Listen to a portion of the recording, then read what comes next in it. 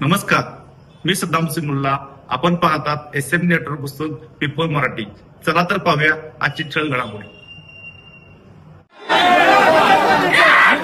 आजच्या या समन्वयक मीटिंगच्या निमित्तानं उपस्थित असलेले खासदार, आमदार, वटाळगावचे सर्व बंधू आणि भगिनींनो, 15 ऑगस्ट पासून वटाळ गावामध्ये साखळी उपोषण चालू आहे आणि आमचं एकच म्हणणं होतं की लोकप्रतिनिधी कोण अडवलं होतं?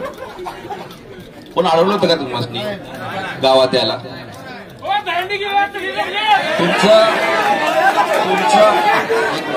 तुमचा हक होतं की गावात यायला पाहिजे होतं.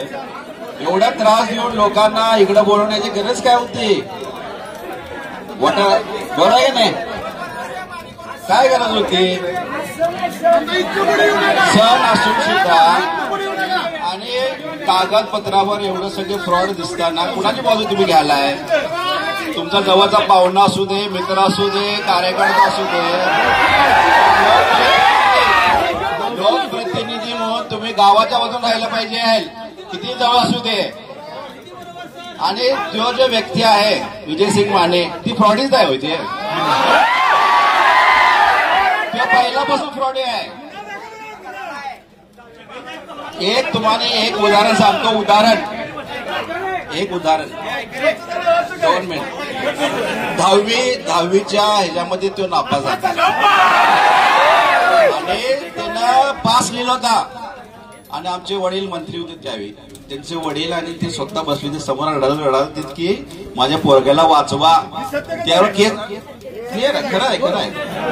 आणि त्याच्यावर केस झालते, पोरग्याला वाचवा. त्याला तेव्हा वाचवलं नसतं, तो आता खोडावडी केला नसता, जेलमध्ये गेला असता. आणि तेव्हापासून त्याला सवय लागली की खोडावडी करायची. बरोबर आहे का नाही?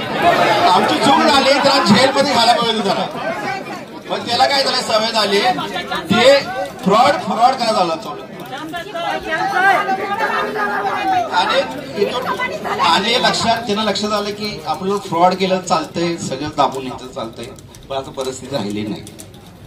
आणि बापू होतं लक्ष पाहिजे इकडं मतदारसंघावर. मराठा समाज जागा कसा काढून गेलाय कोल्हापुरात जाऊन? मराठा समाजाची जागा कोल्हापुरात जाऊन का काढायला काढून गेलाय? आमच्या मतदारसंघामध्ये आमच्या माता बहिणींना बरंच काम, हाताला काम द्यायचं आहे. तिथं जागा आपण देऊ शकतोय.